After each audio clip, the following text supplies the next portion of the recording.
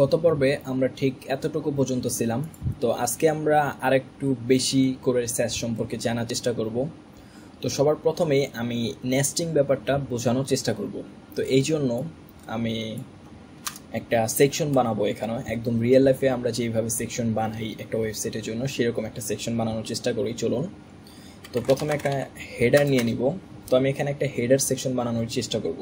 তারপরে আমি একটা লোগোর জন্য একটা এরিয়া নিব। তারপরে এখানে একটা অ্যাঙ্কর ট্যাগ দিলাম। তারপরে H1 এর মধ্যে লিখে দিলাম যে লোগো। তারপরে আমি এখান থেকে নেভিগেশন দিব।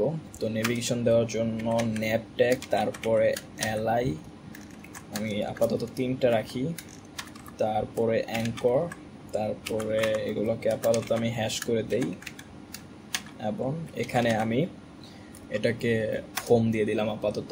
তারপরে এটাকে একটু চেঞ্জ করে দিয়ে দেই অ্যাবাউট এবং কন্ট্যাক্ট। তো এখন যদি আমি আউটপুটটা দেখি তাহলে এখানে দেখব যে আউটপুটটা ঠিকঠাকভাবে চলে এসেছে।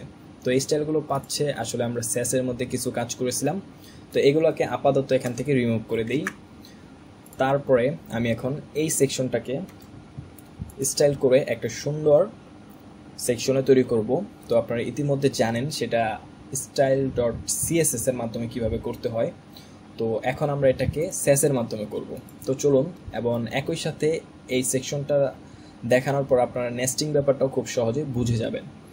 তো এখানে সর্বপ্রথমে আমি একটা কমেন্ট করে নিই যে স্টার্ট হেডার সেকশন স্টাইল। তারপরে আমি চাইলে এটাকেই কপি করে পেস্ট করে দিয়ে এন্ড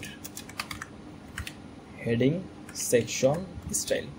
এর ফলে কি হবে, আমাদের সেকশনগুলো আলাদা করা থাকবে এবং আমরা খুব সহজেই সেকশনগুলোকে খুঁজে বের করতে পারবো। তো চলুন, সবার প্রথমে আমাদেরকে ধরতে হবে হেডার। তো হেডারটাকে আমি এখানে ধরলাম। তারপরে হেডারের ভিতরে এখানে আমরা HTML-টা কীভাবে লিখেছি একটু লক্ষ্য করুন যে হেডারের ভিতরে আমাদের আরও একটি ডিভ। তো এই ডিভটাকে আমরা ধরব এই ক্লাসের মাধ্যমে। তো এর ভিতরে আমরা ধরব। তো আমরা এতদিন জানতাম যে CSS যখন আমরা লিখি তখন আমরা কিভাবে করতাম যে হেডার, তার ভিতরে লোগো এরিয়া, এইভাবে আমরা কাজ করতাম। কিন্তু এখানে আমরা যখন স্যাস ব্যবহার করব তখন কিন্তু আমাদেরকে এরকম ঝামেলা করতে হবে না।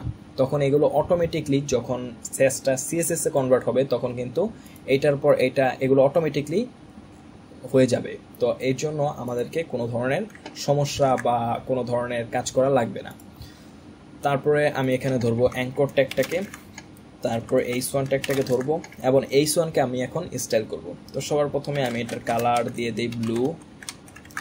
তারপরে টেক্সট ডেকোরেশন, আসলে টেক্সট ডেকোরেশন H1 এর কোনো প্রপার্টি না, আমরা এটাকে অ্যাঙ্কর ট্যাগে দেবো। তো একটু পরে আপনি দেখতে পাবেন। তো এটা ফন্ট সাইজ দিয়ে দিলাম 30 পিক্সেল। তারপর আর কি করা যায়, আপাতত এই দুইটাই থাকুক। এখন আমার মনে হলো যে না, আমি এই ট্যাগের মধ্যেও কিছু একটা কাজ করব। তো এই জন্য আমি কি করব, এখানে টেক্সট ডেকোরেশন নান করে দিব এবং অবশ্যই এখানে আরেকটা প্রপার্টি আমরা দিতে পারি, সেটা হচ্ছে টেক্সট ট্রান্সফর্ম আপার কেস। এখন যখন আমি এটাকে রিলোড করব দেখুন এখানে কিন্তু সুন্দর একটা স্টাইল পেয়ে গিয়েছে। এবং এখন যদি আমরা CSS-টা লক্ষ্য করি তাহলে দেখব যে আমরা ঠিক যেইভাবে CSS দিতে চাই ঠিক সেইভাবে কিন্তু এখানে চলে এসেছে। প্রথমে হেডার, তারপরে লোগো এরিয়া, তারপরে তারপরে হেডার লোগো এরিয়া এই বিষয়টাই আসলে নেস্টিং, মানে একটার ভিতরে আরেকটা এইভাবে প্রপার্টিগুলোকে ধরা। তারপরে আমরা যদি এখন এখানে এই যে ন্যাপটাকে যদি স্টাইল করতে চাই তাহলে কি করব, এই যে লোগো এরিয়াটা আছে, তো এই লোগো এরিয়াটার পরে কিন্তু আমরা ন্যাপটা নিয়েছি। দেখুন যেভাবে আমরা HTML করেছি ঠিক সেভাবেই কিন্তু আমরা স্যাসের মধ্যে CSS-ও করতে পারতেছি। এর ফলে আমাদেরকে খুব বেশি প্যারা নিতে হবে না, খুব ইজিলি আমরা কাজগুলো করতে পারবো। ন্যাভের ভিতরে কি আছে, UL, তার ভিতরে LI, তার ভিতরে তো আমি এখন ট্যাগকে স্টাইল করব। তো প্রথমেই টেক্সট ডেকোরেশন নান করে দিব, তারপরে কালার করে দিব #222, তারপরে ফন্ট সাইজ করে দিব 20 পিক্সেল এবং এগুলোকে পাশাপাশি নেওয়ার জন্য আমাকে ডিসপ্লে ইনলাইন ব্লক করে দিতে হবে। এখন যদি আমি এটাকে রিলোড করি তাহলে দেখুন এগুলো কিন্তু সুন্দর একটা মেনুর মতন হয়ে গিয়েছে। তো আমরা কি করব এখন, এগুলোকে একটু প্যাডিং দিতে পারি। প্যাডিং 10 পিক্সেল উপরে নিচে এবং ডানে বামে 30 পিক্সেল, এবং চাইলে একটা বর্ডার দিতে পারি, বর্ডার 1 পিক্সেল সলিড #DDD।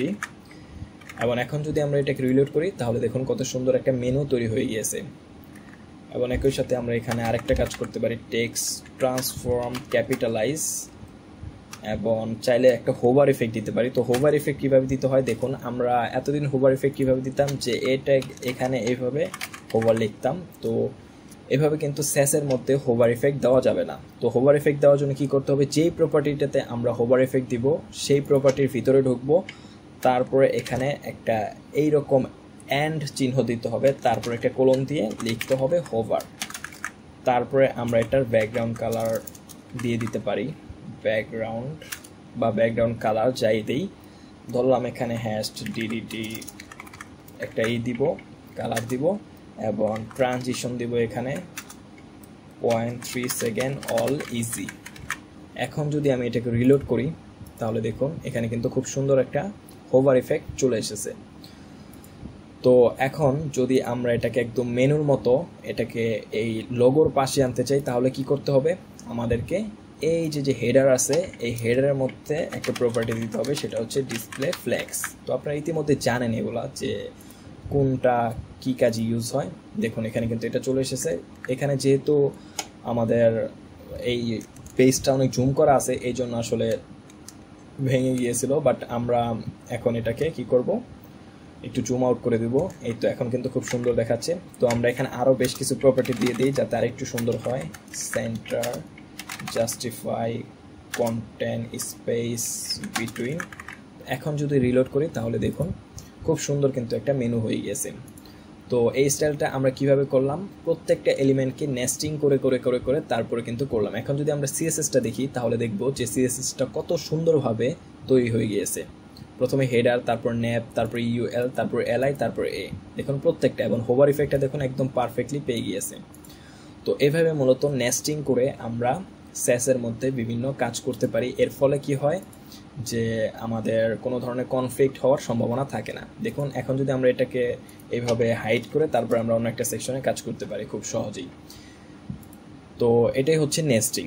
তো আজকে ভিডিওটা এই পর্যন্তই। আশা করি ভিডিওটি ভালো লেগেছে। যদি ভালো লাগে তাহলে অবশ্যই একটা লাইক করবেন, এবং কোনো মন্তব্য থাকলে তা অবশ্যই কমেন্টে জানাবেন। ধন্যবাদ সকলকে পুরো ভিডিওটি দেখার জন্য।